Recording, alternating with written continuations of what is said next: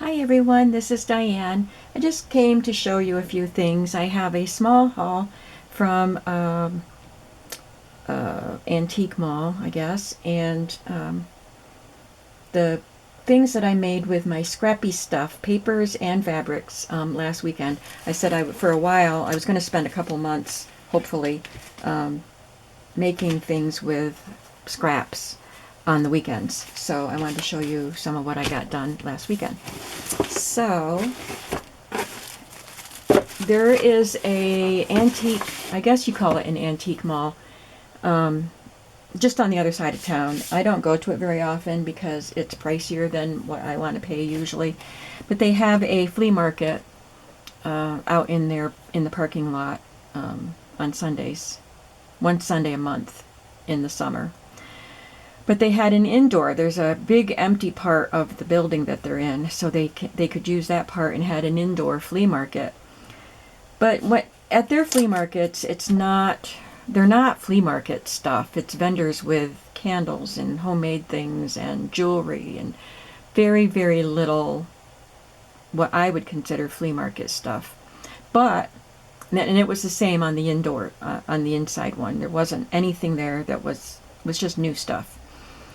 Until I got to the back section, and I was so excited. I saw vintage greeting cards and handkerchiefs and things, but I couldn't find prices. There was nobody manning the tables, and then I finally figured it out. It was an online auction, and so there were lot numbers in each thing. So that was disappointing, but I did bid on a few lots. I didn't get any of them.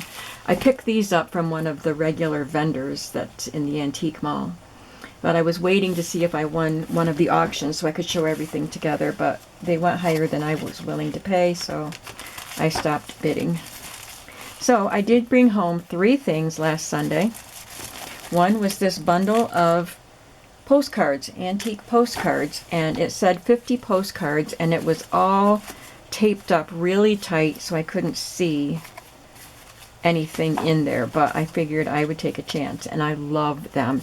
This one isn't so great, so I'll probably just cover that because it's all flaking off and just use, this part. It says 1912. April 21st, 1912. My grandmother was a month old. She was born March 19th, 1912. So I'll just cover that and make something else with it. And there's like 53, not 50 cards in here. So I don't think you probably want to see every single one, although I don't have a lot of stuff to show you. But they're very nice cards. Some of them are used.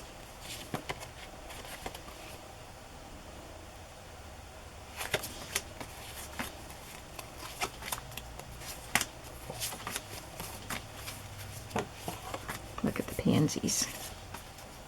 I think this is the one that was on the top. That's the only one I could see.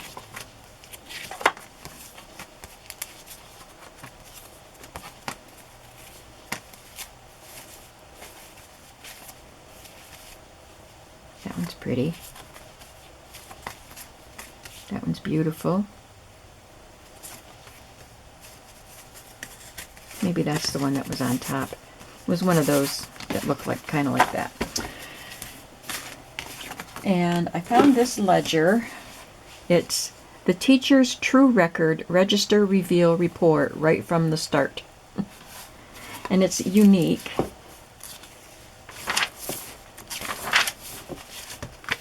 It says marking system, registration of texts, attendance, recitations, and standings of the blank section of the class in blank for the semester commencing the year, and instructor. And then roll of student, homeroom number, the textbook that was issued to each student, and then I guess this is for the grades. And this goes through week 6. But the pages, there are a few pages, I guess 2, that are shorter, so that this can be turned over and you don't have to fill in the names. Oh, somebody cut that out, I think, because it looks not quite straight. Maybe somebody cut that so that they wouldn't have to fill in all the names. But the book isn't used.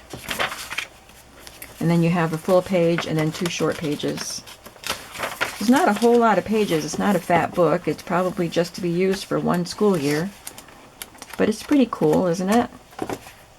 And I paid more than I, would normally pay for, well, I don't know, vintage ledgers can be expensive. I paid $6 for this. But it's a nice, in good condition, and not used. And then lastly, I got this Fun with Animals play kit. And there are these. This one's kind of bent. And must be the child matches the name of the animal and puts the face on it. So it's kind of like a puzzle. Some of the pieces came out. I don't know if all the pieces are there. I didn't check that yet. But if they're not, then most of them are. There's a raccoon.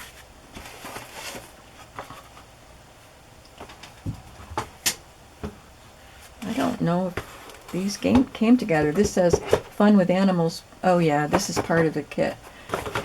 Yeah, it says Wild Animal Map Puzzle.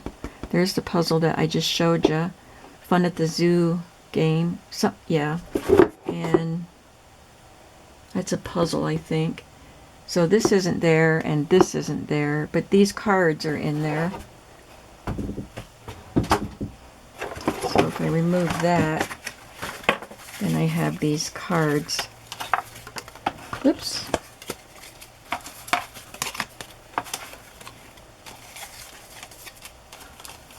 Looks like somebody tried to eat that one. Must be the baby had it in his mouth.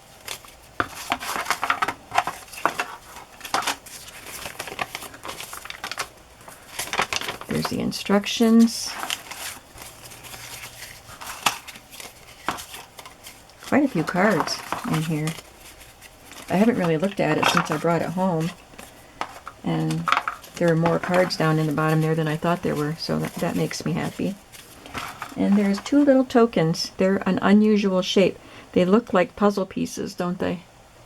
The little notches that go in a puzzle. That is really cute. And there's a spinner. So that was a fun little find. Some of these will go in my shop. And some of those antique postcards will also go in my shop. Oops, that doesn't go in there. So that's all I found at the indoor flea market, and I didn't even get them at the indoor flea market. I got them in the store. Okay, now I did do a video last week on Saturday where I was using up some scraps, and I just made a couple more pieces. I don't remember which ones I showed. I think we did these on camera. I don't remember. I don't think I did this one on camera.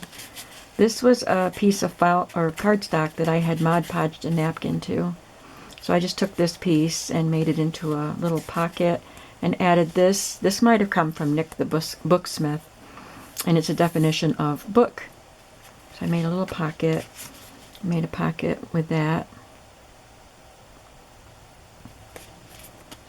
And just glued some pieces onto this index card portion.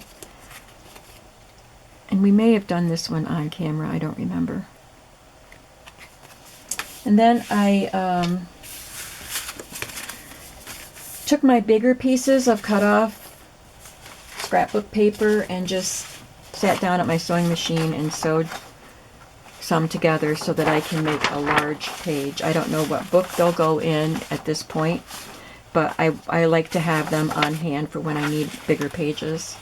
So this one I had punched some pieces out so that can stay, and this one was shorter, so I just added in this. And the fun thing about doing that is maybe we didn't get a pocket on this one, but sometimes, yeah, here it is. There's a little pocket right there. Has to be a skinnier tag. So I like to use a piece that's shorter and then add something else because I'll usually end up with a fun pocket. Now, chances are I would have to shorten this. So either this part would go or this part would go, because I don't usually use a book that tall. But I can figure that out when we get there. And then I would use the part I cut off. So I have these that were cut off from something that I had already done. And I had these in my my box of scraps, but I'm gonna probably just cut them a little shorter and put them in with my pockets so that I remember. I think these would be fun pockets. So here's another,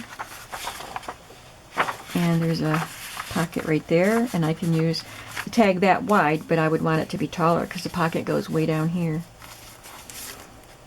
Because this piece went down that far, and I had this bit of a gap, but I put this big piece over it, so where those two pieces overlap, I sew it across there, and I get a pocket. So that'll be a fun addition to a page. This one has a pocket here, I think. Yep. The same concept. This one doesn't have any pockets. I just used pieces that were all pretty much 12-inch. But I like the colors on that one. And that one. It's a little bit different because these pieces are wider, and that was wide and short.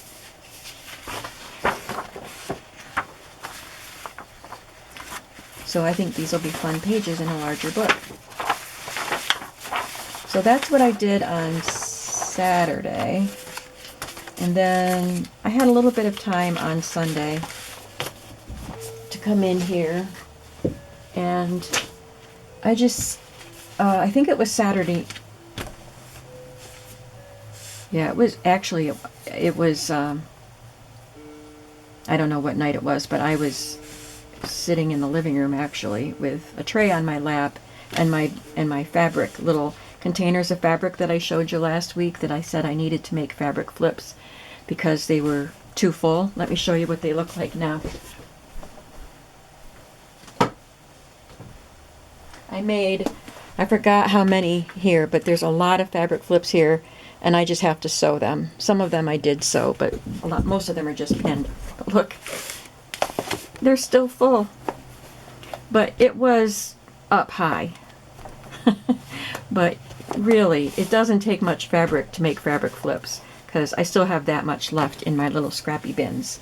So I'm not going to show you every fabric flip. I just wanted you to see how many I got done. There's a lot here. And I did a few little clusters too while I was at it. So that's what I did on my Scrappy weekend.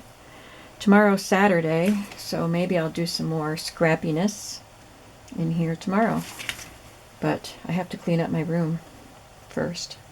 I just finished a journal, and so my room is a mess. So I have to clean up, and then maybe I'll do something scrappy tomorrow. And I will see you. If I don't do scrappiness on camera, I'll show you what I did in a different video. But maybe I'll do something on camera tomorrow. Alright, thanks for watching, and I will see you soon. Have a creative day today. Bye-bye.